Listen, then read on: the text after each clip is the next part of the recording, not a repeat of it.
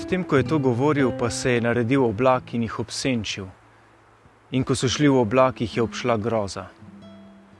Iz oblaka se je zaslišal glas: Ta je moj sin, moj izvoljenec, njega poslušajte. Mir in dobro. Sem brat Ambrož Kapucin. Od mojega vstopa v samostan mineva že 8. leto, drugo od večnih zaobljub. Sicer pa prihajam iz družine, kjer je bila molitev vedno živa. Zato bi vam povedal, kako jo jaz doživljam in vidim. Molitev je za mene predvsem odgovor. Ja, se vem, vsi se učimo v prve ruku, da je molitev pogovor z Bogom. Pogovor, tako da bi lahko bilo po tistem, ko jaz neham govoriti, tako da bi se strinjal s tem.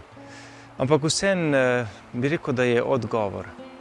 Ker molitev je že nekako moj odziv na njegovo povabilo in njegov odgovor meni. Včasih si sicer vzame svojih akademskih 15, pa ne vedno minut. Ampak mogoče gre takrat vseeno za moje nerazumevanje ali pa za mojo nepotrpežljivost. Sicer sem pa tudi jaz Bogu odgovarjal kar nekaj časa.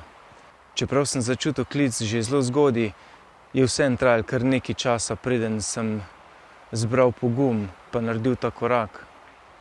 Pogum sem našel pa glih v molitvi. Takrat sem živel v tujini in sem se večkrat ustavil v cerkvi, čez dan pri maši, potem sem imel pa, bi lahko rekel, eno VIP prepustnico, da sem se lahko zvečer zadržal v prazni cerkvi, ponavadi na koru. In glih v premišljevalni molitvi ob evangeliju sem dobil ta pogum, ker sem nekako začutil stavek glih današnjega odlomka: Ta je moj ljubljeni sin. In Bog, ki govori na srce, premakne nekaj glih tam v notranjosti. Od takrat bi rekel, da je molitev za mene zrak, da lahko diham. Se vem, zlajnana fraza. Ampak vseeno molitev daje smisel življenju in veselje do življenja. In v molitvi čutim, da je ta odnos živ, to najino po oziroma odgovarjanje. In pol res ni čudno, da se je hotel Peter, čeprav ni vedel, kako govori, zakampirati glih v tem vzdušju. Zaradi tega, ker je vse drugače, takrat, ko veš, da si od očeta ljubljen sin.